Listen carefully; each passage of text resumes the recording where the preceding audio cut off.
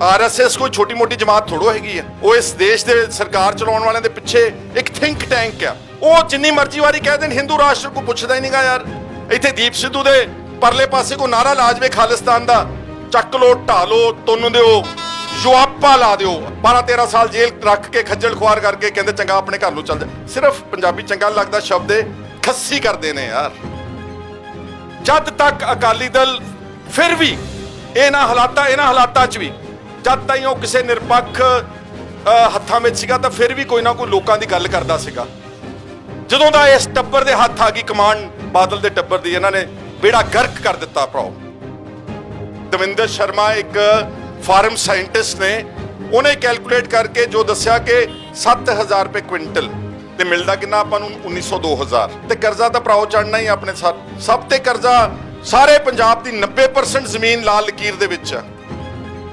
मैं तो सिर्फ तुहानूं कह रहा कि देखो किड्डे शातिर लोग ने, गल तो साडी की मननी, सानू मना लिया उन्होंने। थोड़ी देर बाद पहला प्राइम मिनिस्टर का रुतबा खो लिया, फिर वह झंडा खो लिया, तो हुण 370 तोड़ के जम्मू कश्मीर के 2 टोटे करके यूटी बनाती यार। और ये वितकरा किते नवां थोड़ो आ, या तो नवां तो दस दिओ। ये बहुत अरसे तो अपने खिलाफ गिणी मिथी साजिश के तहत पंजाब नूं वो कमजोर रखना चाहते हैं।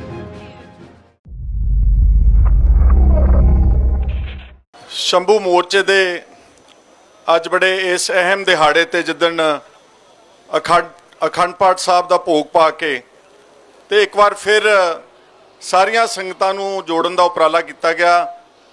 अज मैं तुहाडा सारिਆਂ ਦਾ ਜਿਹੜੇ ਤੁਸੀਂ ਇੱਥੇ बैठे हो ਤੇ ਜਿਹੜੇ बहुत अरसे तो दीप सिद्धू हुणां दी सारी टीम ते लगभग 59-60 दिन तो ਜਿਹੜੇ अपने घरां दा कामकाज छड्ड के बैठे ने, मैं तुहाडा सारिਆਂ ਦਾ बहुत बहुत ऋणी हाँ, धन्नवाद करदा। फतेह बुलाउणा जी। वाहिगुरू जी का खालसा, वाहिगुरू जी की फतेह। मैं जो पिछली बार भी इत्थे आया सीगा तो मैं सिर्फ ये उपराला किया सीगा कि जो कुछ अपने नाल इस आज़ाद भारत विच 73 सालां विच होया वा, अगर तुसी इंसाफ पसंदी ना उहदे ते झात मार लोगे, तुहानूं जो आपां सवाल उठा रहे हैं, जो गल्लां कर रहे हैं, आपां नूं अपने आप जवाब मिल जाएगा। आ जिहड़ा संघर्ष शुरू किया किसान जथेबंदियां ने, देखो अज आपां खड़े कित्थे हैं। कई महीनों तो मैं समझदा कि हुण तक लखां लोकां ने, नौजवानों ने, बुजुर्गों ने, औरतां ने सड़कों ते बह के देख लिया, रेल लाइन ते बह के देख लिया, हर तरह का शांतमई प्रोटेस्ट करके देख लिया। इत्थों तक कि तुहाडे बनाए हुए प्रेशर ते जो किसान जथेबंदियां ने ते शंभू मोर्चे ने प्रेशर बनाया, उहदे विच मौजूदा पंजाब सरकार नूं भी झुकना पिया ते विधान सभा का मता सैशन बुलाउणा पिया। उहदे च जिहड़े दिल्ली के कानून बनाए हुए सीगे उन्हां नूं तरमीम करके अमेंड करके एक मता पास करके अपना रोस जाहिर करता। यानी कि जे मैं कह दिया कि 3 करोड़ लोगों की तर्जमानी पंजाब की उस पंजाब की विधान सभा ने करती। चंगी कीती माड़ी कीती वो अलग गल है। बहुत सारे लोग कहते हैं कि विधान सभा दे विच बैठे लोगों ने धोखा दे दिता जी। जिन्ने मेरे तुसी सत्कारयोग वीर बैठे हो, एक गल नाल तां सहमत हो कि अज आपां इस भारत देश दे विच एक 22-23 सूबियां विचों एक सूबा वां।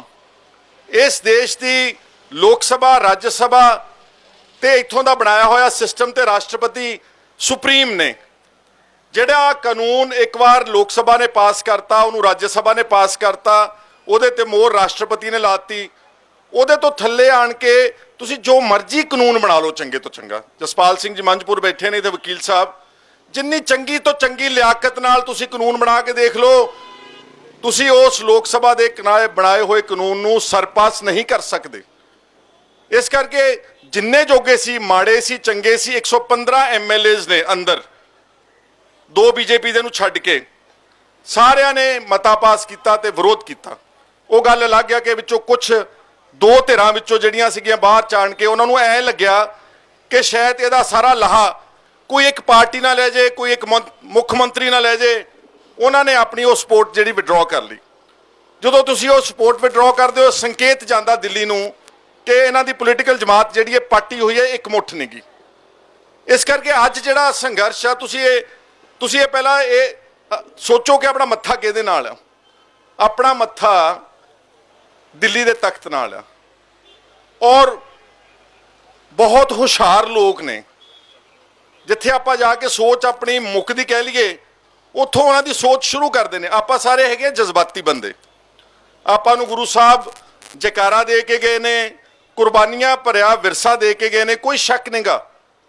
ਪਰ ਉਹ ਜਿਹੜੇ ਲੋਕ ਬੈਠੇ ਨੇ, ਉਹਨਾਂ ਦਾ ਕੰਮ ਹੀ ਇਹ ਆ ਕਿ ਕਿਸ ਤਰ੍ਹਾਂ ਇਸ ਦੇਸ਼ ਦੇ ਲੋਕਾਂ ਨੂੰ ਚੱਕਰਵਿਊਹ ਵਿੱਚ ਪਾ ਕੇ ਰੱਖਣਾ, ਧੋਖਾ ਦੇਣਾ ਵਾ। ਦੇਖੋ, ਕਿਸਾਨ ਜਥੇਬੰਦੀਆਂ ਤੇ ਆਪਾਂ ਸਾਰੇ ਮੰਗਦੇ ਕੀ ਆ? ਅਸੀਂ ਕਹਿੰਦੇ ਕਿ ਜਿਹੜਾ ਸਾਡੀ ਮਿਨੀਮਮ ਸਪੋਰਟ ਪ੍ਰਾਈਸ ਪ੍ਰਣਾਲੀ ਆ, ਉਹ ਬਹਾਲ ਰਹਿਣ ਦਿੱਤੀ ਜਾਵੇ। ਮੋٹے ਤੌਰ ਤੇ ਸੰਘਰਸ਼ ਦਾ ਵੱਡਾ ਪੁਆਇੰਟ ਇਹ ਆ ਤੇ ਕਾਰਪੋਰੇਟ ਘਰਾਣਿਆਂ ਨੂੰ ਇਸ ਦੇਸ਼ ਵਿੱਚ ਨਾ ਵਾੜਿਆ ਜਾਵੇ। ਪਿਛਲੇ ਕੁਝ ਦਿਨਾਂ ਚੋਂ ਪ੍ਰੈਸ਼ਰ ਤਾਂ ਉਲਟਾ ਉਹਨਾਂ ਤੇ ਬਣਨਾ ਚਾਹੀਦਾ ਸੀਗਾ, ਬਣਾਤਾ ਸਾਡਾ ਉਲਟਾ ਆਪਣੇ ਉੱਤੇ। ਆਪਾਂ ਹੁਣ ਟ੍ਰੇਨਾਂ ਦੀ ਗੱਲ ਕਰ ਰਹੇ ਕਿ ਟ੍ਰੇਨਾਂ ਨਹੀਂ ਆ ਰਹੀਆਂ, ਸਮਾਨ ਮੁੱਕ ਗਿਆ, ਕੋਲਾ ਮੁੱਕ ਗਿਆ, ਖਾਦ ਮੁੱਕ ਗਈ, ਜ਼ਰੂਰੀ ਹੋਰ ਚੀਜ਼ਾਂ ਮੁੱਕ ਗਈਆਂ। ਔਰ ਇਸ ਤਰ੍ਹਾਂ ਨਾਲ ਮੀਡੀਆ ਨੇ ਹੌਲੀ ਹੌਲੀ ਇਸ ਗੱਲ ਨੂੰ ਦਿੱਲੀੋਂ ਇਸ ਤਰ੍ਹਾਂ ਦੀ ਪ੍ਰੋਜੈਕਸ਼ਨ ਦਿੱਤੀ ਕਿ ਪੰਜਾਬ ਦਾ ਬਹੁਤ ਭਾਰੀ ਨੁਕਸਾਨ ਹੋ ਰਿਹਾ। ਪੰਜਾਬ ਦਾ ਇੰਡਸਟਰੀ ਦਾ ਇੱਕ ਵੇਰਵਾ ਕੱਢ ਦਿੱਤਾ ਕਿ ਜਦੋਂ ਦਾ ਇਹ ਕਿਸਾਨ ਜਥੇਬੰਦੀਆਂ ਨੇ ਸੰਘਰਸ਼ ਸ਼ੁਰੂ ਕੀਤਾ, ਇਹਦਾ ਲਗਭਗ 30,000 ਕਰੋੜ ਰੁਪਏ ਦਾ ਪੰਜਾਬ ਦੀ ਵਪਾਰ ਦਾ ਨੁਕਸਾਨ ਹੋ ਗਿਆ। ਪੰਜਾਬ ਦੇ ਵਿੱਚ ਅਗਰ ਕੋਲਾ ਨਾ ਆਇਆ, ਥਰਮਲ ਪਲਾਂਟ ਬੰਦ ਹੋ ਜਾਣਗੇ। ਉਲਟਾ ਸਾਡੇ ਤੇ ਹੀ ਪ੍ਰੈਸ਼ਰ ਬਣਾ ਦਿੱਤਾ ਵਾ। ਅਸੂਲਨ ਤਾਂ ਇਹ ਚਾਹੀਦਾ ਸੀਗਾ ਕਿ ਸਾਡੀ ਗੱਲ ਮੰਨਦੇ ਉਹ, ਸਾਡੀ ਗੱਲ।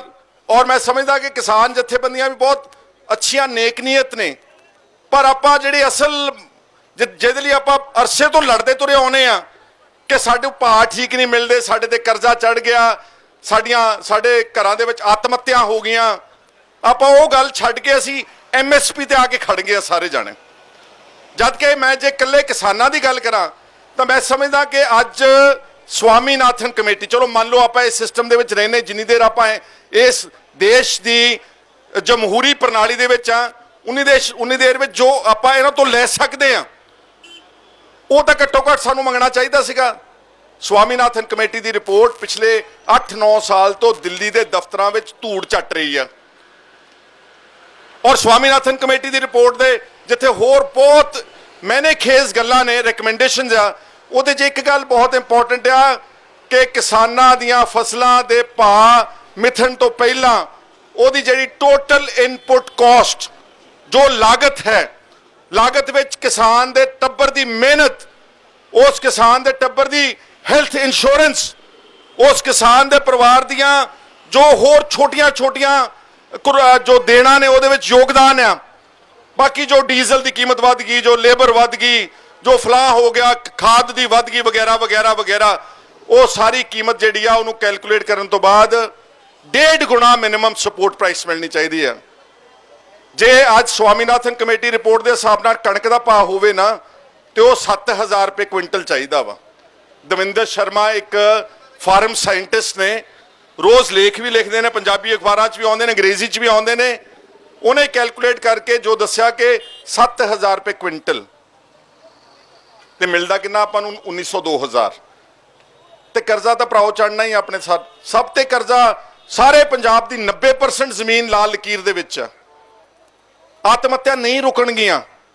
ਮੈਂ ਤਾਂ ਸਿਰਫ ਤੁਹਾਨੂੰ ਕਹਿ ਰਿਹਾ ਕਿ ਦੇਖੋ ਕਿੱਡੇ ਸ਼ਾਤਰ ਲੋਕ ਨੇ। ਗੱਲ ਤਾਂ ਸਾਡੀ ਕੀ ਮੰਨਣੀ, ਸਾਨੂੰ ਮਨਾ ਲਿਆ ਉਹਨਾਂ ਨੇ। ਚਲੋ ਮੈਂ ਇਸ ਗੱਲ ਨੂੰ ਵੀ ਚੰਗਾ ਸਮਝਦਾ ਕਿ ਪੰਜਾਬ ਦੇ ਹਿੱਤ ਵਿੱਚ ਕਿਸਾਨ ਜਥੇਬੰਦੀਆਂ ਨੇ ਕਿਹਾ ਅਸੀਂ ਰੇਲਾਂ ਵੀ ਚੱਲਣ ਦੇਵਾਂਗੇ ਜੀ, ਕੋਈ ਗੱਲ ਨਹੀਂ, ਅਸੀਂ ਸਟੇਸ਼ਨ ਵੀ ਖਾਲੀ ਕਰ ਦੇਵਾਂਗੇ। ਪਰ ਜਿੱਦਾਂ ਦਾ ਅਗਰ ਤੁਸੀਂ ਧਿਆਨ ਨਾਲ ਇਹਨਾਂ ਦਾ ਜਿਹੜਾ ਰਵੱਈਆ ਨਾ, ਜੋ ਇਹਨਾਂ ਦੇ ਅੰਦਰੋਂ ਨੀਅਤ ਆ, ਜਦੋਂ ਬੰਦਾ ਬਦਨੀਅਤ ਹੋਵੇ ਨਾ, ਤੇ ਫਿਰ ਉਹ ਕਦੀ ਵੀ ਕਿਸੇ ਤਰੀਕੇ ਨੂੰ, ਅੰਗਰੇਜ਼ੀ 'ਚ ਕਹਿੰਦੇ ਗ੍ਰੇਸਫੁਲੀ ਇੰਪਲੀਮੈਂਟ ਨਹੀਂ ਕਰ ਸਕਦਾ ਕਿਸੇ ਸਮਝੌਤੇ ਨੂੰ। ਮੈਨੂੰ ਤਾਂ ਕੋਈ ਬਹੁਤੀ ਉਮੀਦ ਨਹੀਂ ਕਿ ਹਾਲਾਂਕਿ 26-27 ਨੂੰ ਮੋਰਚਾ ਜਾਣਾ ਚਾਹੀਦਾ, ਡਟ ਕੇ ਇਹਨਾਂ ਦਾ ਵਿਰੋਧ ਕਰਨਾ ਚਾਹੀਦਾ, ਕੋਈ ਸ਼ੁਬਾ ਨਹੀਂਗਾ। ਪਰ ਇਸ ਦੇਸ਼ ਦੇ ਰਾਜ ਕਰਨ ਵਾਲੇ ਲੋਕਾਂ ਦੇ ਇਹ ਫਿਤਰਤ ਵਿੱਚ ਹੀ ਨਹੀਂਗਾ। ਇਹ ਇਹਨਾਂ ਨੂੰ ਸਿਖਾਇਆ ਹੀ ਨਹੀਂ ਗਿਆ ਕਿ ਤੁਸੀਂ ਕੋਈ ਗੱਲ ਜਿਹੜੀ ਫਰਾਖ ਦਿਲੀ ਨਾਲ ਕਿਸੇ ਨਾਲ ਕਰਨੀ। ਇੱਕ ਥੋੜੋ ਆਪਣੇ, ਮੈਂ ਉਦੋਂ ਵੀ ਕਹਿ ਕੇ ਗਿਆ ਸੀ ਪਿਛਲੀ ਵਾਰ, ਰਾਜੀਵ ਲੌਂਗੋਵਾਲ ਮਾੜਾ ਚੰਗਾ ਸਮਝੌਤਾ ਛੱਡ ਦਿਓ ਉਸ ਗੱਲ ਨੂੰ। ਪਰ ਉਹਦੇ ਤੇ ਦਸਤਖਤ ਕਿਹਦੇ ਸੀਗੇ? ਦੇਸ਼ ਦੇ ਪ੍ਰਾਈਮ ਮਿਨਿਸਟਰ ਦੇ ਉਸ ਵਕਤ ਦੇ। ਇੱਕ ਵੀ ਮੱਦ ਲਾਗੂ ਨਹੀਂ ਕੀਤੀ ਯਾਰ। ਉਹ ਮਿਜ਼ੋਰਾਮ ਦਾ ਇੱਕ ਲਾਲ ਡੰਗਾ ਬਹੁਤ ਵੱਡਾ ਜੁਝਾਰੂ ਕਹਿ ਸਕਦਾ ਫਾਈਟਰ ਬੰਦਾ ਸੀਗਾ, ਔਰ ਉਸਨੇ ਆਰਮਡ ਸਟਰਗਲ ਹਥਿਆਰਬੰਦ ਲੜਾਈ ਲੜੀ ਕਈ ਸਾਲ। ਅਖੀਰ ਉਹਨੂੰ ਕੀਲ ਕੇ ਲਿਆ ਕੇ ਦਿੱਲੀ ਬਿਠਾ ਕੇ ਉਹਦੇ ਨਾਲ ਸਮਝੌਤਾ ਕਰਤਾ। ਉਹਦੀ ਸਿਆਸੀ ਮੌਤ ਹੋਈ ਆ, ਉਹਨੂੰ ਧੋਖਾ ਦਿੱਤਾ। ਦਾਰਜਲਿੰਗ ਦੇ ਗੋਰਖਾਲੈਂਡ ਦੇ ਵਿੱਚ ਵੈਸਟ ਬੰਗਾਲ ਤੋਂ ਅਲੱਗਾ ਗੋਰਖੇ ਜਿਹੜੇ ਸੀਗੇ ਉਹ ਕਹਿੰਦੇ ਸਾਨੂੰ ਗੋਰਖਾਲੈਂਡ ਚਾਹੀਦਾ ਵਾ। ਉਹਨੂੰ ਥਕਾ ਕੇ ਉਹਨੂੰ ਇੱਕ ਛੋਟੀ ਜਿਹੀ ਕਾਉਂਸਲ ਬਣਾ ਦਿੱਤੀ, ਉਹਦੀ ਸਿਆਸੀ ਕਤਲ ਕੀਤਾ ਵਾ। ਜੰਮੂ ਕਸ਼ਮੀਰ ਇੱਕ ਲਿਖਤੀ ਕਨਸਟੀਟਿਊਸ਼ਨਲ ਗਾਰੰਟੀ, ਦੇਸ਼ ਆਜ਼ਾਦ ਹੋ ਰਿਹਾ ਸੀ ਨਾ, ਕਿਉਂਕਿ ਉਸ ਵਕਤ ਜੰਮੂ ਕਸ਼ਮੀਰ ਦਾ ਜਿਹੜਾ ਰਾਜਾ ਸੀ ਉਹ ਹਿੰਦੂ ਸੀਗਾ, ਪ੍ਰਜਾ ਜਿਹੜੀ ਸਾਰੀ ਸੀਗੀ ਉਹ ਮੁਸਲਮਾਨ ਸੀਗੀ। ਤੇ ਹੁਣ ਉਹਨੂੰ ਭਾਰਤ ਵਿੱਚ ਸ਼ਾਮਲ ਕਿੱਦਾਂ ਕਰਨਾ ਸੀਗਾ? ਰਾਜੇ ਨੂੰ ਕੁਛ ਨਾ ਕੁਛ ਤਾਂ ਉਹਨਾਂ ਨੇ ਚੋਗਾ ਪਾਉਣਾ ਸੀ, ਜਿਹੜਾ ਰਾਜਾ ਅੱਗੇ ਆਪਣੇ ਚੋਗੇ ਨੂੰ ਲੋਕਾਂ ਤੱਕ ਦਿਖਾ ਸਕੇ। ਉਹਨਾਂ ਨੇ ਕਿਹਾ ਤੁਹਾਨੂੰ ਅਸੀਂ ਦੇਸ਼ ਵਿੱਚ ਹਰ ਕਿਸਮ ਦੀ ਆਜ਼ਾਦੀ ਦੇਵਾਂਗੇ, ਤੁਹਾਡਾ ਝੰਡਾ ਆਪਣਾ ਹੋਊਗਾ। ਸ਼ੇਖ ਅਬਦੁੱਲਾ ਜਿਹੜਾ ਪਹਿਲਾ ਚੀਫ ਮਿਨਿਸਟਰ ਬਣਾ, ਉਹਨੂੰ ਪ੍ਰਾਈਮ ਮਿਨਿਸਟਰ ਦਾ ਰੁਤਬਾ ਸੀਗਾ, ਪ੍ਰਾਈਮ ਮਿਨਿਸਟਰ ਜੰਮੂ ਕਸ਼ਮੀਰ। ਥੋੜੀ ਦੇਰ ਬਾਅਦ ਪਹਿਲਾਂ ਪ੍ਰਾਈਮ ਮਿਨਿਸਟਰ ਦਾ ਰੁਤਬਾ ਖੋਹ ਲਿਆ, ਫਿਰ ਉਹਦਾ ਝੰਡਾ ਖੋਹ ਲਿਆ, ਤੇ ਹੁਣ 370 ਤੋੜ ਕੇ ਜੰਮੂ ਕਸ਼ਮੀਰ ਦੇ 2 ਟੋਟੇ ਕਰਕੇ ਯੂਟੀ ਬਣਾਤੀ ਯਾਰ। ਸਿੱਧਾ ਦਿੱਲੀੋਂ ਜਿਹੜੀ ਰਾਜ ਅਸੀਂ ਲਾਗੂ ਕਰ ਸਕੀ।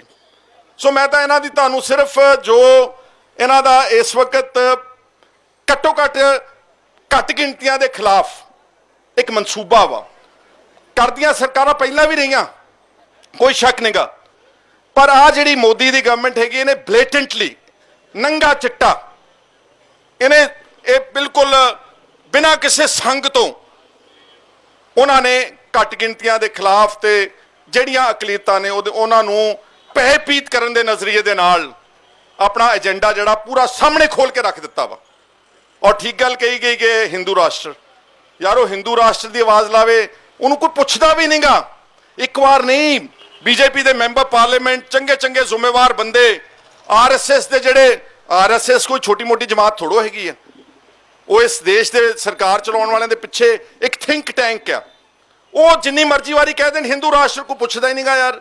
ਇੱਥੇ ਦੀਪ ਸਿੱਧੂ ਦੇ ਪਰਲੇ ਪਾਸੇ ਕੋਈ ਨਾਰਾ ਲਾ ਜਾਵੇ ਖਾਲਿਸਤਾਨ ਦਾ, ਚੱਕ ਲੋ, ਢਾ ਲੋ, ਤੁੰਨ ਦਿਓ, ਯੁਆਪਾ ਲਾ ਦਿਓ। ਆ ਬੈਠੇ ਜਸਪਾਲ ਜੀ ਬੈਠੇ ਨੇ, ਕਿਤੇ ਮੈਂ ਦੇਖ ਰਿਹਾ ਸੁਣਿਆ ਸੀ ਨਾਮ ਉਹਨਾਂ ਦਾ, ਯੁਆਪਾ, ਟਾਡਾ, ਪੋਟਾ, ਜਿਹਦੀ ਕੋਈ ਸੁਣਵਾਈ ਨਹੀਂ, 3-4 ਸਾਲ ਮੁੜ ਕੇ ਅੱਛਾ ਸਜ਼ਾ ਵੀ ਨਹੀਂ ਕੋਈ ਹੁੰਦੀ, 12-13 ਸਾਲ ਜੇਲ੍ਹ ਰੱਖ ਕੇ ਖੱਜਲ ਖੁਆਰ ਕਰਕੇ ਕਹਿੰਦੇ ਚੰਗਾ ਆਪਣੇ ਘਰ ਨੂੰ ਚੱਲ ਜਾ। ਸਿਰਫ ਪੰਜਾਬੀ ਚੰਗਾ ਲੱਗਦਾ ਸ਼ਬਦ ਇਹ ਖੱਸੀ ਕਰਦੇ ਨੇ ਯਾਰ। ਔਰ ਇਹਦਾ ਜਿਹੜਾ ਮੈਂ ਹੁਣ ਕੀ ਕਹਿਣਾ, ਚੰਗਾ ਨਹੀਂ ਲੱਗਦਾ। ਸਾਡੇ ਕੋਲ ਕਦੀ ਵੀ ਦੂਰਅੰਦੇਸ਼ ਲੀਡਰਸ਼ਿਪ ਨਹੀਂ ਸੀਗੀ। ਮਾਸਟਰ ਤਾਰਾ ਸਿੰਘ ਹੋਣੀ ਸੀ ਨਾ ਜਿਹੜੇ ਉਸ ਵਕਤ ਦੇ ਲੀਡਰ ਸੀਗੇ। ਪਾਰਟੀਸ਼ਨ ਵੇਲੇ ਅੰਗਰੇਜ਼ਾਂ ਨੇ ਬਹੁਤ ਤਰਲੇ ਕੀਤੇ ਪੰਜਾਬੀਆਂ ਤੇ ਸਿੱਖਾਂ ਦੇ ਕਿ ਤੁਸੀਂ ਆਪਣਾ ਅਲੱਗਾ ਲੈ ਲਓ, ਹੁਣੇ ਹੀ ਇਲਾਕਾ ਲੈ ਲਓ ਆਪਣਾ ਨਵਾਂ ਅਲੱਗਾ, ਜਾਂ ਪਾਕਿਸਤਾਨ ਨਾਲ ਰਹਿ ਲਓ, ਜਾਂ ਅਲੱਗਾ ਲੈ ਲਓ, ਜਾਂ ਤਿੰਨਾਂ ਚੋਂ। ਸਾਡੀ ਲੀਡਰਸ਼ਿਪ ਨੇ ਉਦੋਂ ਅਕਸਰ ਉਹਨਾਂ ਨਾਲ ਮਿਲਦੇ ਵਰਤਦੇ ਸੀ, ਉਹਨਾਂ ਦਾ ਸਾਰਾ ਸੁਭਾਅ ਪਤਾ ਹੋਣਾ ਚਾਹੀਦਾ ਸੀਗਾ। ਉਹਨਾਂ ਨੇ ਉਦੋਂ ਭਾਰਤ ਨੂੰ ਆਪਟ ਕਰ ਦਿੱਤਾ। ਉਹਨਾਂ ਦੀ ਰਿਸ਼ਤੇਦਾਰੀਆਂ ਸੀਗੀਆਂ ਜਿਹੜੇ ਅੱਜ ਵੀ ਪੋਲਿਟਿਕਸ ਵਿੱਚ ਤਾਕਤਵਰ ਮਜੀਠੀਆ ਵਰਗੇ ਪਰਿਵਾਰ ਨੇ, ਇਹਨਾਂ ਦੇ ਪੁਰਖੇ ਉਸ ਵੇਲੇ ਬਹੁਤ ਤਾਕਤਵਰ ਤੇ ਪ੍ਰਭਾਵ ਰੱਖਦੇ ਸੀਗੇ। ਉਹਨਾਂ ਨੇ ਕਿਹਾ ਅਸੀਂ ਭਾਰਤ ਦੇ ਨਾਲ ਜਾਵਾਂਗੇ। ਭਾਰਤ 'ਚ ਆ ਗਏ ਜੀ, ਸਭ ਕੁਝ ਲੁਟਾ ਕੇ ਆ ਗਏ ਪਾਕਿਸਤਾਨ ਤੋਂ, ਜ਼ਮੀਨਾਂ ਜਾਇਦਾਦਾਂ ਜੋ ਸਾਡੇ ਕੋਲ ਅਹੁਦੇ ਸਤਕਾਰ ਸੀਗਾ ਉੱਥੇ ਉਹ ਛੱਡ ਕੇ ਇੱਥੇ ਆ ਗਏ ਇਸ ਦੇਸ਼ ਵਾਸਤੇ। ਕੁਰਬਾਨੀਆਂ ਸਭ ਤੋਂ ਜ਼ਿਆਦਾ ਮੇਰੇ ਕਹਿਣ ਦੀ ਲੋੜ ਨਹੀਂ ਗੀ। ਆਉਂਦੇ ਸਾਰ ਇਹਨਾਂ ਦੀ ਨੀਅਤ ਦੇਖੋ ਤੁਸੀਂ, ਇਹਨਾਂ ਦਾ ਪੰਜਾਬ ਦੇ ਪ੍ਰਤੀ ਤੇ ਸਿੱਖ ਕੌਮ ਦੇ ਪ੍ਰਤੀ ਦੇਖ ਲਓ ਵਤੀਰਾ ਕੀ ਸੀਗਾ। ਆਉਂਦੇ ਸਾਰ ਪਹਿਲਾ ਹਮਲਾ ਸਾਡਾ ਹੋਇਆ। ਪਹਿਲਾਂ ਤਾਂ ਵੈਸੇ ਕਿਤੇ ਇਤਿਹਾਸ ਵਿੱਚ ਸਿੱਖਾਂ ਨੂੰ ਕੀ ਕਹਿੰਦੇ ਹੁੰਦੇ ਜੀ, ਉਹ ਜਰੈਮ ਪੇਸ਼ਾ ਕੌਮ, ਉਹ ਵੀ ਕਰਾਰ ਦਿੱਤਾ ਹੋਇਆ ਇੱਥੇ, ਜਰੈਮ ਪੇਸ਼ਾ ਕੌਮ। ਸਾਡਾ ਸੂਬਾ ਨਹੀਂ ਬਣਨ ਦਿੱਤਾ, ਬਾਕੀ ਸਾਰੇ ਸੂਬਿਆਂ ਨੂੰ ਭਾਸ਼ਾ ਦੇ ਆਧਾਰ ਤੇ ਬਣਾਤਾ। ਪੰਜਾਬ ਦਾ ਸੂਬਾ ਲੈਣ ਵਾਸਤੇ ਮੋਰਚਾ ਲਾਉਣਾ ਪਿਆ, ਕੁਰਬਾਨੀਆਂ ਕਰਨੀਆਂ ਪਈਆਂ। ਨਾਲ ਹੀ ਸਾਡਾ ਦਰਿਆਈ ਪਾਣੀ ਖੋਲਿਆ। 14 ਲੱਖ ਟਿਊਬਵੈੱਲ ਨਾਲ ਪਾਣੀ ਕੱਢ ਰਹੇ ਆਪਾਂ, ਜਿਹੜੀ ਸਮੱਸਿਆ ਆ ਰਹੀ ਨਾ ਆਪਾਂ ਨੂੰ, ਔਰ ਦਿਨ ਦੂਰ ਨੇ ਕਿ ਜਦੋਂ ਪਾਣੀ ਸਾਡਾ ਖਤਮ ਹੋ ਜਾਵੇਗਾ। ਸਾਡਾ ਚੱਕ ਕੇ ਪਾਣੀ ਆਪੇ ਹੀ ਰਾਜਸਥਾਨ, ਹਰਿਆਣਾ, ਦਿੱਲੀ ਨੂੰ ਦੇ ਦਿੱਤਾ। ਇਸ ਕਰਕੇ ਜਿਹੜੀ ਸਾਡੀ ਲੀਡਰਸ਼ਿਪ ਸੀਗੀ ਉਹਨੇ ਕਦੀ ਵੀ ਆ 5 ਸਾਲ ਤੋਂ ਅੱਗੇ ਨਹੀਂ ਦੇਖਿਆ। ਵੈਸੇ ਹੁਣ ਰਿਵਾਜ ਹੀ ਹੈ ਇਸ ਦੇਸ਼ ਵਿੱਚ ਕਿ 5 ਸਾਲ ਦੀ ਰਾਜਨੀਤੀ ਕਰੋ। ਵਿੰਸਟਨ ਚਰਚਲ ਨਾ ਬਹੁਤ ਵੱਡੇ ਬਰਤਾਨੀਆ ਦੇ ਪ੍ਰਾਈਮ ਮਿਨਿਸਟਰ ਹੋਏ ਨੇ। ਉਹਨੇ ਆ ਜਿਹੜੇ ਆਪਣੇ ਕੋਲ ਹੈਗੇ ਨੇ ਇਸ ਵੇਲੇ ਦੇਸ਼ ਵਿੱਚ ਸਿਆਸਤਦਾਨ ਤੇ ਜਿਹੜੇ ਅਸਲ ਵਿਕਸਿਤ ਦੇਸ਼ਾਂ ਵਿੱਚ ਜਿਨ੍ਹਾਂ ਨੇ ਦੇਸ਼ਾਂ ਨੂੰ ਅੱਗੇ ਲੈ ਕੇ ਗਏ, ਉਹਨਾਂ ਦਾ ਨਾ ਅੰਗਰੇਜ਼ੀ ਦੀਆਂ ਦੋ ਲਾਈਨਾਂ ਵਿੱਚ ਫਰਕ ਦੱਸਿਆ। ਇੱਕ ਹੁੰਦਾ ਵਾ ਕਹਿੰਦਾ ਸਟੇਟਸਮੈਨ, ਇੱਕ ਹੁੰਦਾ ਪੋਲੀਟੀਸ਼ੀਅਨ।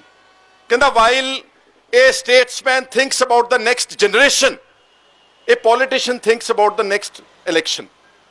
ਜਿਹੜੇ ਚੰਗੇ ਸਟੇਟਸਮੈਨ ਆ ਜਿੱਦਾਂ ਨੈਲਸਨ ਮੰਡੇਲਾ ਵਾ, 27 ਸਾਲ ਕੈਦ, ਸਾਰੀ ਉਮਰ ਜਦੋਜਹਿਦ, ਉਦੋਂ ਤੱਕ ਨਹੀਂ ਛੱਡਿਆ ਜਦੋਂ ਨੇ ਆਪਣਾ ਦੱਖਣੀ ਅਫਰੀਕਾ ਰੰਗ ਭੇਤ ਦੇ ਗੋਰਿਆਂ ਦੀ ਸਰਕਾਰ ਤੋਂ ਆਜ਼ਾਦ ਕਰਾ ਕੇ ਆਜ਼ਾਦ ਦੇਸ਼ ਨਹੀਂ ਲੈ ਲਿਆ। ਇਹਨੂੰ ਕਹਿੰਦੇ ਦੂਰਅੰਦੇਸ਼ ਆਗੂ। ਤੇ ਜਿਹੜੇ ਹੁੰਦੇ ਪੋਲੀਟੀਸ਼ੀਅਨ ਜਿਹੜੇ ਇਸ ਵੇਲੇ ਵੈਸੇ ਸਾਰੇ ਭਾਰਤ 'ਚ ਚੱਲਾ, ਇਕੱਲਾ ਪੰਜਾਬ 'ਚ ਨਹੀਂ, ਪਰ ਪੰਜਾਬ ਵਿੱਚ ਕਿਉਂਕਿ ਗੁਰੂ ਸਾਹਿਬਾਨ ਦਾ ਬਹੁਤ ਵੱਡੀ ਸਾਨੂੰ ਇੱਕ ਪ੍ਰੇਰਨਾ ਸੀਗੀ, ਬਹੁਤ ਵੱਡਾ ਇੱਕ ਆਪਣੇ ਕੋਲ ਇਹਦਾ ਵਿਰਸਾ ਵਾ ਗੁਰੂ ਗ੍ਰੰਥ ਸਾਹਿਬ ਦਾ। ਸਾਡੇ ਲੋਕਾਂ ਨੂੰ ਉੱਦਾਂ ਜਿਹੜੀ ਉਹ ਬਾਕੀ ਸਾਰੇ ਦੇਸ਼ ਵਿੱਚ ਪ੍ਰਚਲਿਤ ਸਿਆਸਤ ਤੋਂ ਬਚਣਾ ਚਾਹੀਦਾ ਸੀਗਾ।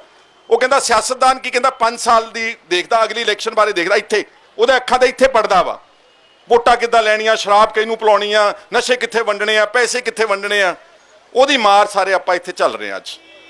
ਔਰ ਇਹ ਵਿਤਕਰਾ ਕਿਤੇ ਨਵਾਂ ਥੋੜੋ ਆ, ਜਾਂ ਤਾਂ ਨਵਾਂ ਤਾਂ ਦੱਸ ਦਿਓ।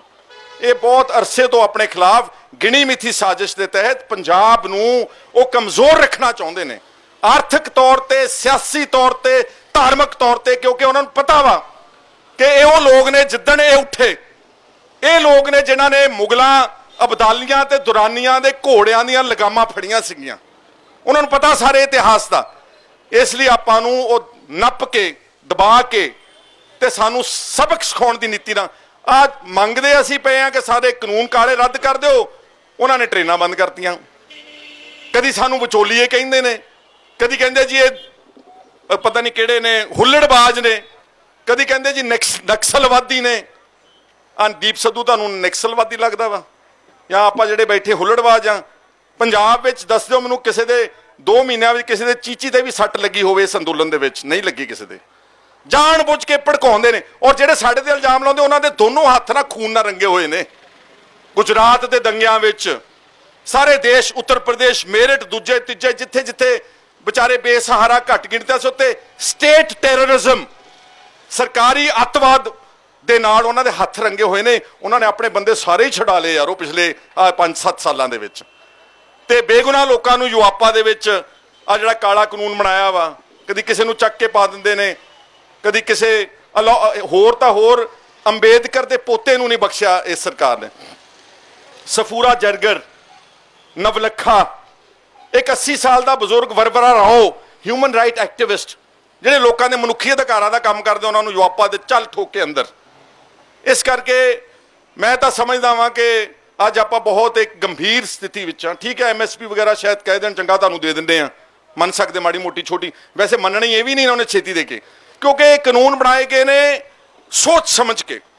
ਕਾਰਪੋਰੇਟ ਸੈਕਟਰ ਜਿਹੜਾ ਵਾ ਉਹ ਪਹਿਲਾਂ ਸਾਰੇ ਬਾਕੀ ਕੀ ਕਹਿੰਦੇ ਹੁੰਦੇ ਕਿੱਤਿਆਂ ਵਿੱਚ ਪਹੁੰਚ ਚੁੱਕਾ ਵਾ।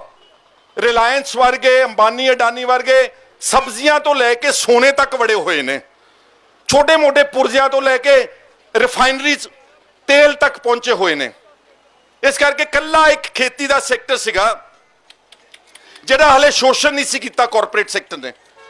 ਇਹ ਦਿੱਲੀ ਜਿਹੜੇ ਉਹਨਾਂ ਨੂੰ ਫੰਡ ਕਰਦੇ ਨੇ ਨਾ, ਜਿਹੜੀਆਂ ਵੱਡੇ ਕਾਰਪੋਰੇਟ ਘਰਾਣੇ ਸਰਕਾਰ ਚਲਾਉਣ ਵਾਸਤੇ ਇਲੈਕਸ਼ਨਾਂ ਵਿੱਚ ਹਜ਼ਾਰਾਂ ਕਰੋੜਾਂ ਰੁਪਏ ਖਰਚਦੇ ਨੇ, ਇਹ ਉਹਨਾਂ ਨਾਲ ਬੈਠ ਕੇ ਤੈਅ ਹੋਇਆ ਕਿ ਸਾਨੂੰ ਹੁਣ ਇੱਕ ਖੇਤੀਬਾੜੀ ਦੇ ਵਿੱਚ ਵਾੜ ਦਿਓ, ਕਿਉਂਕਿ ਬਾਕੀ ਸਾਰਾ ਅਸੀਂ ਕਬਜ਼ਾ ਕਰ ਲਿਆ ਵਾ। ਤੁਹਾਨੂੰ ਪਤਾ ਵਾ ਕਿ ਜਿਹੜਾ ਮੁਕੇਸ਼ ਅੰਬਾਨੀ ਦੀ ਕਿੱਡੀ ਜਾਇਦਾਦ ਹੈ? ਮੇਰੇ ਖਿਆਲ 5-7-10 ਸੂਬਿਆਂ ਦੇ ਬਜਟ ਨਾਲੋਂ ਜ਼ਿਆਦਾ। ਸਾਡਾ ਪਤਾ ਪੰਜਾਬ ਦਾ ਬਜਟ ਕਿੰਨਾ ਸਾਲ ਦਾ? 1.5 ਲੱਖ ਕਰੋੜ ਰੁਪਈਆ। ਉਹਦੇ ਕੋਲ ਘੱਟੋ ਘੱਟ ਕੱਲਾ ਉਹਦਾ ਜੀਓ ਹੀ ਮੇਰਾ ਖਿਆਲ ਆ, ਜਿਹੜੀ ਜੀਓ ਟੈਲੀਫੋਨ ਵਾਲੀ ਕੰਪਨੀ ਹੈ, ਇਹੀ ਮੇਰਾ ਖਿਆਲ 15-20 ਲੱਖ ਕਰੋੜ ਰੁਪਏ ਦੀ ਮਾਲਕ ਹੈ ਯਾਰ। ਇਸ ਕਰਕੇ ਉਹਨਾਂ ਨਾਲ ਬੈਠ ਕੇ ਮਿੱਥ ਕੇ ਕਿ ਤੁਸੀਂ ਪਿੱਛੇ ਨਹੀਂ ਹਟਣਾ, ਇਲੈਕਸ਼ਨਾਂ ਲਈ ਪੈਸੇ ਅਸੀਂ ਦੇਵਾਂਗੇ, ਸਾਰਾ ਖਰਚਾ ਤੁਹਾਡਾ ਅਸੀਂ ਚੱਕਾਂਗੇ, ਸਾਨੂੰ ਖੇਤੀ ਦੇ ਵਿੱਚ ਵਾੜ ਦਿਓ। ਔਰ ਇਹ ਮਾਡਲ ਪਹਿਲਾਂ ਵੈਸਟਰਨ ਵਰਲਡ ਵਿੱਚ ਫੇਲ ਹੋ ਚੁੱਕਾ, ਅਮਰੀਕਾ, ਯੂਰੋਪੀਅਨ ਕੰਟਰੀਜ਼ ਵਿੱਚ ਫ੍ਰੀ ਮਾਰਕੀਟ ਵਗੈਰਾ ਸਾਰਾ ਫੇਲ ਹੋ ਚੁੱਕਾ ਵਾ। ਖੇਤੀ ਨੂੰ ਸਾਰੀਆਂ ਸਰਕਾਰਾਂ ਨੇ ਇੱਕ ਛੋਟੇ ਬੱਚੇ ਦੀ ਵਾਂਗ ਆਪ ਪ੍ਰੋਟੈਕਟ ਕੀਤਾ, ਆਪਣੀ ਬੁੱਕਲ ਵਿੱਚ ਲੈ ਕੇ। ਔਰ ਅੱਛੇ ਆਪਣੀ ਤਾਂ ਸਬਸਿਡੀਆਂ ਵੀ ਆ, ਚੰਗਾ ਨਹੀਂ ਲੱਗਦਾ। ਆ ਜਿਹੜੀ ਪਾਣੀ ਤੇ ਬਿਜਲੀ ਦੇ ਦਿੰਦੇ ਤਾਂ ਐਵੇਂ ਜ਼ੀਰੋ ਜੀ ਸਬਸਿਡੀ ਆ। ਅਸਲੀ ਸਬਸਿਡੀ ਜਿਹੜੇ ਚੰਗੇ ਵਿਕਸਿਤ ਦੇਸ਼ ਨੇ, ਜੇ ਕਿਸੇ ਦੀ ਫਸਲ ਖਰਾਬ ਹੋ ਜਾਂਦੀ ਉਹਨਾਂ ਨੂੰ ਜੇ 50,000 ਰੁਪਏ ਕਿੱਲੇ ਦਾ ਦੇਣਾ ਪੈ ਜਾਏ ਉਹ 50,000 ਪੂਰਾ ਦਿੰਦੇ ਨੇ। ਬਹੁਤ ਵੱਡੇ ਪੱਧਰ ਤੇ ਸਬਸਿਡੀਆਂ ਉੱਥੇ ਅਮਰੀਕਾ ਦੇ ਵਿੱਚ ਰੇਟ ਆਫ ਇੰਟਰਸਟ ਜਿਹੜਾ ਖੇਤੀ ਦਾ ਸਾਰਾ 1.5 ਪੈਸੇ ਆ। ਕਿਸ਼ਤਾਂ ਲਾਈਫ ਟਾਈਮ ਨੇ 50-50 ਸਾਲ।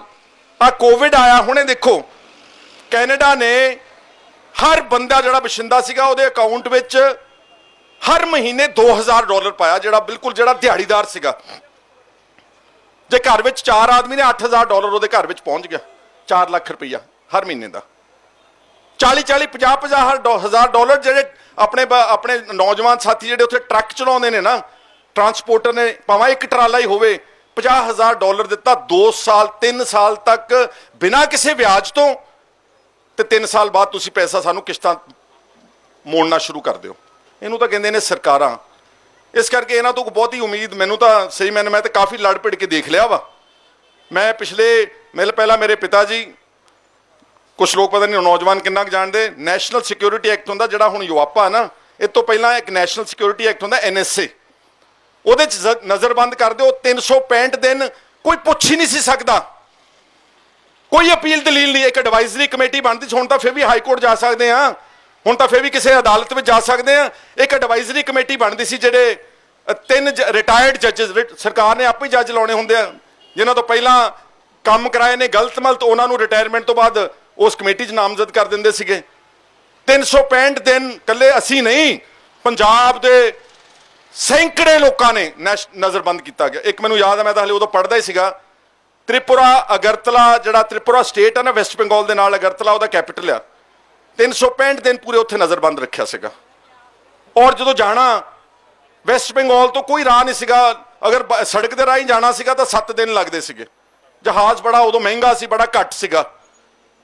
ਇਦਾਂ ਇਹ ਲੋਕਾਂ ਨੂੰ ਡਰਾਉਂਦੇ ਨੇ, ਧਮਕਾਉਂਦੇ ਨੇ, ਆਪਣਾ ਮੱਚ ਮਾਰਦੇ ਨੇ। ਔਰ ਮੈਂ ਸਮਝਦਾ ਕਿਤੇ ਨਾ ਕਿਤੇ ਸਾਡੀ ਜਿਹੜੀ ਆ, ਮੈਂ ਹੁਣ ਕਿਸੇ ਦਾ ਕੀ ਨਾਮ ਲਵਾਂ, ਇਹ ਲੀਡਰਸ਼ਿਪ ਕ੍ਰਾਈਸਿਸ ਆ ਪੰਜਾਬ ਦਾ। ਜੇ ਪੰਜਾਬ 'ਚ ਅੱਜ ਕਿਸਾਨਾਂ ਦਾ ਮੰਗ ਉੱਠੀ ਹੁੰਦੀ, ਨਾਰਮਲ ਕੋਰਸ ਵਿੱਚ ਕਿਸੇ ਹੋਰ ਸੂਬੇ ਵਿੱਚ ਉੱਠੀ ਹੁੰਦੀ ਨਾ, ਉੱਥੋਂ ਦੀ ਵਿਰੋਧੀ ਧਿਰ ਨੇ ਇਸ ਸੰਘਰਸ਼ ਨੂੰ ਲੀਡ ਕਰਨਾ ਸੀਗਾ। ਪਰ ਪੰਜਾਬ ਦੇ ਵਿੱਚ ਲੋਕ ਇੰਨੇ ਬਦਜਨ ਹੋ ਚੁੱਕੇ ਨੇ ਸਿਆਸੀ ਲੀਡਰਾਂ ਤੋਂ, ਇੰਨੀ ਨਫ਼ਰਤ ਕਰਦੇ ਨੇ, ਇੰਨੀ ਨਫ਼ਰਤ ਦੀ ਭਾਵਨਾ ਹੋ ਗਈ ਕਿ ਇਹ ਸਾਰਾ ਸੰਘਰਸ਼ ਕਿਸਾਨ ਜਥੇਬੰਦੀਆਂ ਤੇ ਨੌਜਵਾਨ ਤਬਕਾ ਮੋਰੇ ਆ ਗਿਆ। ਔਰ ਪੰਜਾਬ ਖਾਸ ਤੌਰ ਤੇ ਅਕਾਲੀ ਦਲ ਭਰਾਓ ਕੋਈ ਛੋਟੀ ਮੋਟੀ ਜਮਾਤ ਨਹੀਂ ਗੀ। ਜਦੋਂ ਵੀ ਤੁਸੀਂ ਬੋਲਦੇ ਹੋ ਨਾ, ਤੁਸੀਂ ਲੀਡਰਾਂ ਦੇ ਖਿਲਾਫ ਬੋਲੋ, ਤੁਸੀਂ ਬਾਦਲ ਦੇ ਟੱਬਰ ਦੇ ਖਿਲਾਫ ਬੋਲੋ, ਤੁਸੀਂ SGPC ਨੂੰ ਜਦੋਂ ਕੋਸਣਾ, ਗੋਬਿੰਦ ਸਿੰਘ ਲੌਂਗੋਵਾਲ ਨੂੰ ਕੋਸੋ, ਜਦੋਂ ਤੁਸੀਂ ਅਕਾਲ ਤਖਤ ਨੂੰ ਮਾੜਾ ਕਹਿਣਾ, ਉਹਦੇ ਜਥੇਦਾਰ ਹਰਪ੍ਰੀਤ ਸਿੰਘ ਨੂੰ ਕੋਸੋ, ਕਿਉਂਕਿ ਇਹ ਜਿਹੜੀਆਂ ਆਪਣੇ ਕੋਲ ਜਿਹੜੀਆਂ ਇਹ ਇੰਸਟੀਟਿਊਸ਼ਨਸ ਨੇ, ਇਹ ਬਹੁਤ ਕੁਰਬਾਨੀਆਂ ਤੋਂ ਬਾਅਦ ਬੜੀ ਮੁਸ਼ਕਿਲ ਨਾਲ ਬਣੀਆਂ। ਔਰ ਜਦ ਤੱਕ ਅਕਾਲੀ ਦਲ ਫਿਰ ਵੀ ਇਹਨਾਂ ਹਾਲਾਤਾਂ 'ਚ ਵੀ ਜਦ ਤਾਈਂ ਉਹ ਕਿਸੇ ਨਿਰਪੱਖ ਹੱਥਾਂ ਵਿੱਚ ਸੀਗਾ, ਤਾਂ ਫਿਰ ਵੀ ਕੋਈ ਨਾ ਕੋਈ ਲੋਕਾਂ ਦੀ ਗੱਲ ਕਰਦਾ ਸੀਗਾ। ਜਦੋਂ ਦਾ ਇਸ ਟੱਬਰ ਦੇ ਹੱਥ ਆ ਗਈ ਕਮਾਂਡ, ਬਾਦਲ ਦੇ ਟੱਬਰ ਦੀ, ਇਹਨਾਂ ਨੇ ਬੇੜਾ ਗਰਕ ਕਰ ਦਿੱਤਾ ਭਰਾਓ। ਨਹੀਂ ਤਾਂ ਅਕਾਲੀ ਦਲ ਨੇ ਇਹ ਲੀਡ ਕਰਨੀ ਸੀ ਐਜੀਟੇਸ਼ਨ। ਆ ਜਿਹੜਾ ਅੱਜ ਆਪਾਂ ਲੱਭਦੇ ਫਿਰਦੇ ਨਾ, ਬਦਲ ਲੱਭੋ, ਸਾਨੂੰ ਕੋਈ ਮੇਰਾ ਵੱਡਾ ਵੀਰ ਕਹਿ ਕੇ ਗਿਆ, ਬੰਦੇ ਨਹੀਂ ਇਕੱਠੇ ਹੁੰਦੇ। ਬਦਲ ਦੀ ਲੋੜ ਹੀ ਕੋਈ ਨਹੀਂ ਸੀਗੀ। ਸ਼੍ਰੋਮਣੀ ਅਕਾਲੀ ਦਲ ਇਤਿਹਾਸਿਕ ਗੌਰਵਮਈ 100 ਸਾਲ ਪੁਰਾਣੀ, ਕਾਂਗਰਸ ਤੋਂ ਬਾਅਦ ਜੇ ਕੋਈ ਹੋਰ ਪਾਰਟੀ ਇਸ ਦੇਸ਼ ਵਿੱਚ ਸਭ ਤੋਂ ਪੁਰਾਣੀ ਆ ਤਾਂ ਕੱਲੀ ਸ਼੍ਰੋਮਣੀ ਅਕਾਲੀ ਦਲ। ਅਸੂਲਣ ਤਾਂ ਅੱਜ ਇਹ ਚਾਹੀਦਾ ਵਾ ਕਿ ਕਿਸੇ ਤਰੀਕੇ ਨਾਲ ਇਸ ਟੱਬਰ ਨੂੰ ਪੁੱਟ ਕੇ, ਇਹਨੂੰ ਕਿਤੇ ਸੁੱਟ ਕੇ, ਤੇ ਸ਼੍ਰੋਮਣੀ ਅਕਾਲੀ ਦਲ ਚੰਗੇ ਬੰਦਿਆਂ ਦੇ ਹੱਥ ਵਿੱਚ ਹੋਵੇ, ਦੂਰਅੰਦੇਸ਼ ਬੰਦਿਆਂ ਦੇ ਹੱਥ ਵਿੱਚ ਹੋਵੇ, ਕਿਸੇ ਹੋਰ ਆਰਗੇਨਾਈਜੇਸ਼ਨ ਦੀ ਲੋੜ ਨਹੀਂ ਗੀ।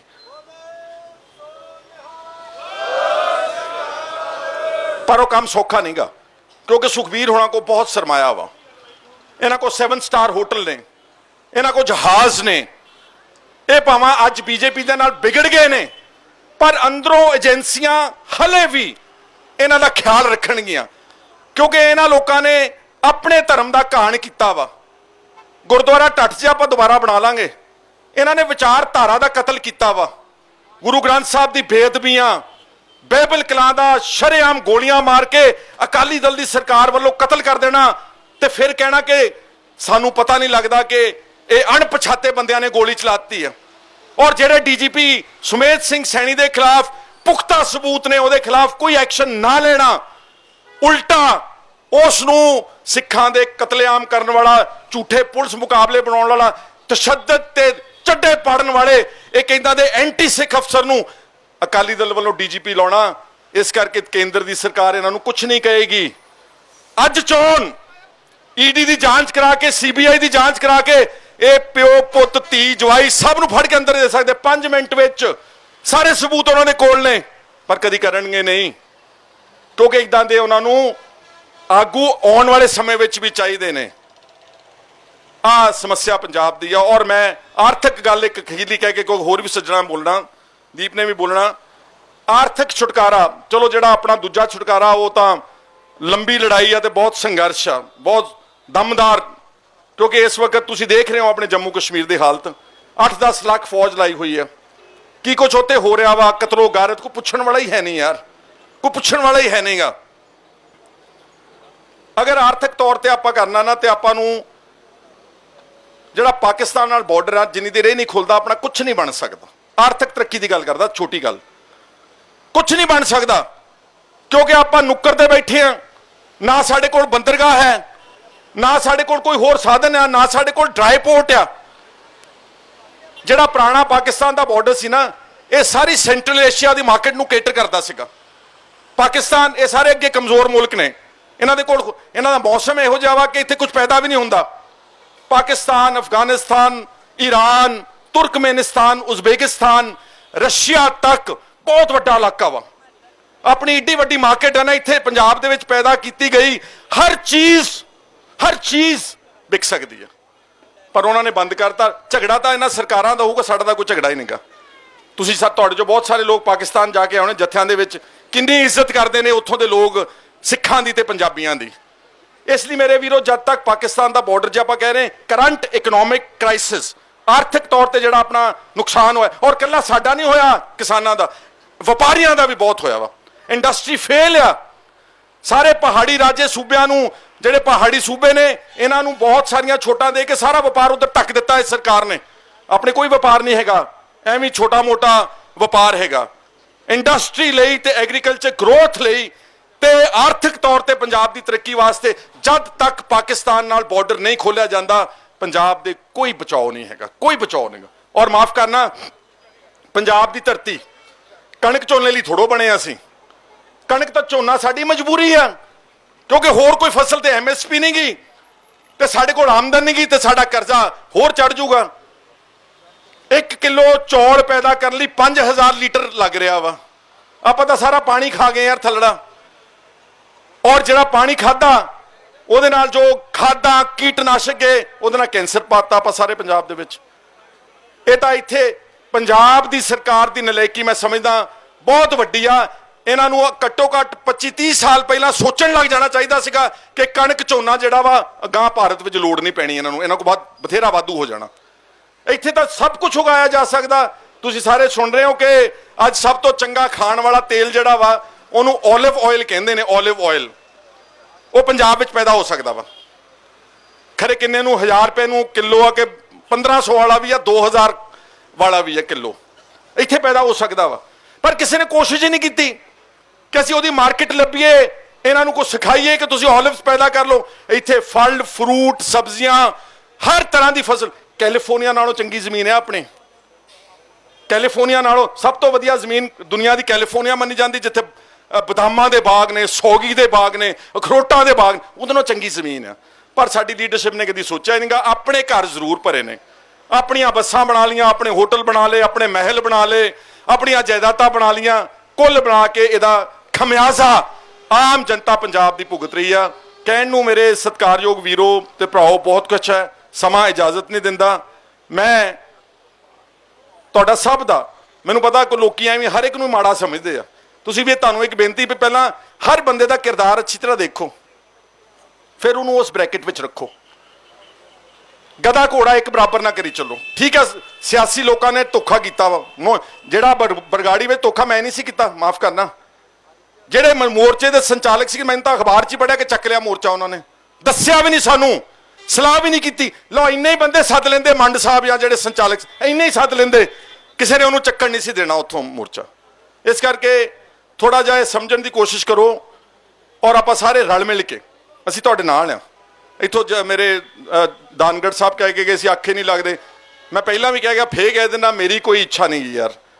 ਤੁਸੀਂ ਜਿਹੜੇ ਬੰਦੇ ਇਕੱਠੇ ਕਰੋਗੇ ਮੈਨੂੰ ਅਖੀਰ ਵਿੱਚ ਬਿਠਾ ਦਿਓ, ਪਰਲੇ ਪਾਸੇ ਬੈਰੀਅਰ ਦੇ ਪਰਲੇ ਪਾਸੇ ਬਿਠਾ ਦਿਓ ਕਿ ਤੈਨੂੰ ਅਸੀਂ ਕੁਝ ਨਹੀਂ ਦੇਣਾ। ਲਓ ਲੱਭੋ ਤਾਂ ਅਸੀਂ ਬੰਦੇ ਅੱਗੇ ਚੰਗੇ ਲੱਭ ਲਓ, ਮੈਂ ਤੁਹਾਡੇ ਨਾਲ ਆ ਸਾਰੀ ਗੱਲ ਵਾਸਤੇ। ਔਰ ਮਾਫ ਕਰਨਾ, ਮੈਂ ਅੱਜ ਦਾ ਨਹੀਂ ਲੱਗਾ ਬਦਲ ਲੱਭਣ ਵਾਸਤੇ, ਮੈਂ ਨਾਮ ਨਹੀਂ ਲੈਣਾ, ਜੇ ਨਾਂ ਲੈ ਤੇ ਨੰਗੇ ਹੋ ਜਾਣੇ ਸਾਰੇ। ਮੈਂ ਬਹੁਤ ਜ਼ੋਰ ਲਾਇਆ, ਆ ਬੈਠੇ ਰਸ਼ਪਾਲ ਸਿੰਘ ਜੋੜਾ ਮਾਜਰਾ ਗਵਾਹ ਮੇਰੇ ਨਾਲ ਇੱਥੇ ਆਏ ਹੋਏ ਨੇ ਸਮਾਣੇ ਤੋਂ, ਬਹੁਤ ਜ਼ੋਰ ਲਾਇਆ, ਕੱਲੇ ਕੱਲੇ ਦੀ ਮਿਹਨਤ ਕੱਢੀ, ਕਈ ਮੀਟਿੰਗਾਂ ਕੀਤੀਆਂ, ਗੱਲ ਸੁਣ ਜਾਂਦੇ ਨੇ, ਮੰਨ ਜਾਂਦੇ ਨੇ, ਕਹਿੰਦੇ ਸੋਚ ਕੇ ਆਵਾਂਗੇ, ਮੁੜ ਕੇ ਕੋਈ ਨਹੀਂ ਪਰਤੇ ਅੱਜ ਤੱਕ।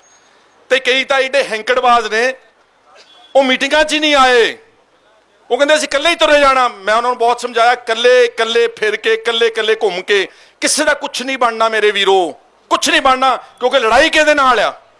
ਸਰਮਾਏਦਾਰ ਪਾਰਟੀਆਂ ਨਾਲ, ਦਿੱਲੀ ਦੇ ਤਖਤ ਨਾਲ। ਇਕੱਲੇ ਇਕੱਲੇ ਕੁਝ ਨਹੀਂ ਬਣਨਾ।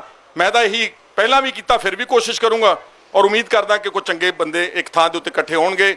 ਤੁਹਾਡਾ ਸਾਰਿਆਂ ਦਾ, ਤੁਸੀਂ ਵੀ ਬਹੁਤ ਜੁਝਾਰੂ ਬੰਦੇ ਹੋ ਸਕਦਾ ਮੈਂ ਇੰਨੀ ਸਜ਼ਾ ਨਹੀਂ ਕੱਟ ਸਕਦਾ, ਸਾਡੀ ਜ਼ਿੰਦਗੀ ਹੋ ਸਕਦਾ ਤੁਹਾਡੇ ਨਾਲੋਂ ਜ਼ਿਆਦਾ ਆਰਾਮਪ੍ਰਸਤ ਹੈ, ਪਰ ਮੈਂ ਆਪਣੇ ਸੂਬੇ ਪ੍ਰਤੀ ਕਦੀ ਬੇਈਮਾਨੀ ਨਹੀਂ ਕਦੀ ਕੀਤੀ, ਨਾ ਆਪਣੇ ਲੋਕਾਂ ਦੇ ਨਾ ਕਦੀ ਕੋਈ ਖਿਲਾਫਤ ਕੀਤੀ ਆ। ਮੈਂ ਪਿਛਲੇ 25 ਸਾਲ ਤੋਂ ਲਗਾਤਾਰ ਆਪੋਜੀਸ਼ਨ ਵਿੱਚ ਆ। ਆ ਬਾਦਲਾਂ ਨੇ ਮੇਰੇ ਤੇ 6 ਮੁਕੱਦਮੇ ਦਰਜ ਕੀਤੇ ਝੂਠੇ। ਚਲੋ ਧੰਨਵਾਦ ਹੈ ਹਾਈ ਕੋਰਟ ਸਾਹਿਬ ਦਾ ਜਿਹੜਾ ਨੇ ਸਾਡੇ ਮੁਕੱਦਮੇ ਸਾਰੇ ਭੁਆਂ ਕੇ ਮਾਰੇ। ਆ ਰਾਣੇ ਗੁਰਜੀਤ ਦਾ ਅਸਤੀਫਾ ਦਿੱਤਾ ਸੀਗਾ ਮੈਂ ਹੀ, ਜਦੋਂ ਖੱਡਾਂ ਦੇ ਪੈਸੇ, ਤੁਹਾਨੂੰ ਪਤਾ ਨਾ ਖੱਡਾਂ ਦੇ ਨਿਲਾਮੀ ਜਦੋਂ ਹੋਈ ਸੀਗੀ, ਯਾਦ ਹੈ ਨਾ ਤੁਹਾਨੂੰ? ਮੈਂ ਉਦੋਂ ਲੀਡਰ ਆਫ ਆਪੋਜੀਸ਼ਨ ਸੀਗਾ। ਅਸਤੀਫਾ ਤਾਂ ਉਹਨੂੰ ਕੱਢ ਤਾਂ ਦਿੱਤਾ ਕੈਬਨਿਟ ਚੋਂ, ਪਰ ਗੁੱਸਾ ਇੰਨਾ ਕੀਤਾ ਉਹਨਾਂ ਨੇ ਮੇਰੇ ਤੇ ਨਸ਼ਿਆਂ ਦਾ ਮੁਕੱਦਮਾ ਦਰਜ ਕਰਤਾ। NDPS ਐਕਟ ਦਾ ਜੇ 20 ਸਾਲ ਕੈਦ ਹੋ ਸਕਦੀ ਮੈਨੂੰ ਸੁਪਰੀਮ ਕੋਰਟ ਨੇ ਬਚਾਇਆ ਹੋਇਆ ਵਾ। ਸੋ ਇਸ ਕਰਕੇ ਮੈਂ ਤਾਂ ਜਿੰਨੇ ਜੋਗਾ ਹੈਗਾ ਤੁਹਾਡੇ ਨਾਲ ਆ। ਬਾਕੀ ਵਾਹਿਗੁਰੂ ਦੇ ਚਰਨਾਂ 'ਚ ਇਹੀ ਮੇਰੀ ਅਰਦਾਸ ਆ ਕਿ ਪੰਜਾਬ ਦੀ ਲੀਡਰਸ਼ਿਪ ਨੂੰ ਸਮੱਤ ਬਖਸ਼, ਆਪਣੇ ਲੋਕਾਂ ਨਾਲ ਬੇਈਮਾਨੀ ਨਾ ਕਰਨ, ਕਿਉਂਕਿ ਜਦੋਂ ਵਾੜ ਹੀ ਖੇਤ ਨੂੰ ਖਾਣ ਲੱਗ ਜੇ ਨਾ, ਫਿਰ ਖੇਤ ਦਾ ਕੁਝ ਨਹੀਂ ਬਚਾਅ ਹੋ ਸਕਦਾ। ਸਾਡੇ ਨਾਲ ਇਹ ਪਿਛਲੇ 73 ਸਾਲ ਦੀ ਆਜ਼ਾਦ ਭਾਰਤ ਦੇ ਇਤਿਹਾਸ ਵਿੱਚ ਉਹਨਾਂ ਨੇ ਤਾਂ ਸਾਨੂੰ ਮਾਰਨਾ ਹੀ ਮਾਰਨਾ ਸੀ, ਸਾਡੇ ਆਪਣੇ ਵੀ ਸਾਨੂੰ ਮਾਰਦੇ ਰਹੇ ਨੇ। ਇਹ ਅੱਜ ਹਾਲਾਤ ਨੇ। ਤੁਹਾਡਾ ਸਾਰਿਆਂ ਦਾ ਬਹੁਤ ਬਹੁਤ ਸ਼ੁਕਰੀਆ। ਇਹਦਾ ਜੋ ਕੁਝ ਗੱਲਾਂ ਕੀਤੀਆਂ ਦਾ ਮਤਲਬ ਮੈਂ ਨਹੀਂ ਕਿ ਮੇਰੀ ਸਪਿਰਿਟ ਡਾਊਨ ਆ, ਮੈਂ ਨਾਲ ਆ ਤੁਹਾਡੇ, ਜਿੱਥੇ ਆਵਾਜ਼ ਲਾਓਗੇ, ਕਿਉਂਕਿ ਥੋੜੀ ਬਹੁਤੀ ਤਾਂ ਮਾਣ ਇੱਜ਼ਤ ਹਰ ਇੱਕ ਚਾਹੁੰਦਾ ਨਾ। ਬੁਲਾ ਕੇ ਜੇ ਕੋਈ ਬੰਦਾ ਉੱਥੇ ਕਿਸੇ ਦੀ ਬੇਇੱਜ਼ਤੀ ਕਰੇ, ਉੱਥੇ ਮੁੜ ਕੇ ਨਹੀਂ ਕੋਈ ਜਾਂਦਾ ਚੰਗਾ ਬੰਦਾ। ਮੈਨੂੰ ਸਭ ਤੋਂ ਪਹਿਲਾਂ ਆਪਣੀ ਸੈਲਫ ਰਿਸਪੈਕਟ ਕਹਿੰਦੇ ਨੇ ਇਹਨੂੰ, ਸਭ ਤੋਂ ਪਹਿਲਾਂ ਸੈਲਫ ਰਿਸਪੈਕਟ ਪਿਆਰੀ ਆ।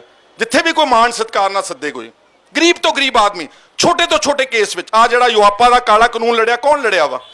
ਬੋਲੀ ਕੋਈ ਪੋਲੀਟੀਕਲ ਪਾਰਟੀ? ਕੌਣ ਸੀ ਉਹਦੇ ਚ ਮਾਰੇ ਗਏ ਬੰਦੇ? ਕੌਣ ਗ੍ਰਿਫਤਾਰ ਸੀਗੇ? ਸਾਰੇ ਦਲਿਤ ਗੁਰਸਿੱਖ ਬੱਚੇ, ਸਾਰੇ। ਆ ਸੇਰਾ ਪਿੰਡ ਆ ਪਟਿਆਲੇ, ਤੁਹਾਡੇ ਤੋਂ ਦੂਰ ਤਾਂ ਨਹੀਂਗਾ। ਸੁਖਚੈਨ ਸਿੰਘ ਉਹ ਦਲਿਤ ਸੀਗਾ। ਇੱਕ ਜਿਹੜਾ ਚੱਕ ਕੇ ਉਹ ਵਿਚਾਰੇ ਨੂੰ ਗ੍ਰੰਥੀ ਸੀ, ਜਿਹੜਾ ਹੁਣ ਮੈਨੂੰ ਨਾਂ ਭੁੱਲ ਗਿਆ, ਸੰਗਰੂਰ ਦਾ ਪਿੰਡ ਸੀਗਾ ਉਹ, ਰੱਤਾ ਖੇੜਾ, ਗੁਰਸਿੱਖ ਨੌਜਵਾਨ, ਘਰੋਂ ਖੁਸ਼ ਹੋ ਕੇ ਗਿਆ ਕਿ ਚਲੋ ਇੱਕ ਨੋਟਿਸ ਹੀ ਆਇਆ ਵਾ, ਉੱਥੇ ਪਤਾ ਨਹੀਂ ਉਹਦੇ ਕਿੰਨਾ ਮਾਨਸਿਕ ਟੌਰਚਰ ਤੇ ਫਿਜ਼ੀਕਲ ਟੌਰਚਰ ਕੀਤਾ। ਸ਼ਾਮ ਨੂੰ ਕਹਿੰਦੇ ਆ ਕਿ ਆਤਮ ਹੱਤਿਆ ਕਰ ਲਈ ਪੱਖੇ ਨਾਲ ਟੰਗ ਕੇ। ਅਸੀਂ ਸਾਰੇ ਉਹਨਾਂ ਦੇ ਕੇਸ ਵੀ ਲੜੇ ਆ। ਮੈਨੂੰ ਪਤਾ ਜਦੋਂ ਇਦਾਂ ਦੀਆਂ ਕੇਸਾਂ ਲੜਦੇ ਆ, ਜਾਂ ਜਦੋਂ ਅਸੀਂ ਕਿਸੇ ਇਦਾਂ ਦੀ ਗੱਲ ਮਗਰ ਜਾਂਦੇ, ਉਹ ਕਹਿੰਦੇ ਇਹ ਤੋਂ ਬਚਿਓ, ਵੋਟਾਂ ਖਰਾਬ ਹੋ ਜਾਣਗੀਆਂ, ਕਿਉਂਕਿ ਦੂਜੇ ਜਿਹੜੇ ਸ਼ਹਿਰੀ ਵੋਟਰ ਆ ਤੁਹਾਡੇ ਨਾਲ ਨਾਰਾਜ਼ ਹੋ ਜਾਣਗੇ। ਇਹ ਪੋਲਿਟਿਕਸ ਹੈ ਪੰਜਾਬ ਦੀ। ਸ਼ਹਿਰੀ ਵੋਟਰ ਤੋਂ ਡਰ ਕੇ ਅਸੀਂ ਅੱਜ ਇੱਥੇ ਪਹੁੰਚੇ ਹੋਏ ਹਾਂ। ਸੋ ਮੈਂ ਹਮੇਸ਼ਾ ਆਪਣੇ ਵੱਲੋਂ ਇਮਾਨਦਾਰੀ ਨਾਲ ਕੋਸ਼ਿਸ਼ ਕੀਤੀ, ਗਾਂ ਵੀ ਕਰਦਾ। ਕਹਿਣ ਦਾ ਭਾਵ ਮੇਰਾ ਸੀ ਕਿ ਮੇਰੀ ਸਪਿਰਿਟ ਡਾਊਨ ਨਹੀਂ ਗਈ। ਹੋ ਸਕਦਾ ਮੈਂ ਥੋੜਾ ਬਹੁਤਾ ਕੁਝ ਨੈਗੇਟਿਵ ਗੱਲਾਂ ਕੀਤੀਆਂ ਹੋਣ, ਸਪਿਰਿਟ ਮੇਰੀ ਅਪ ਆ।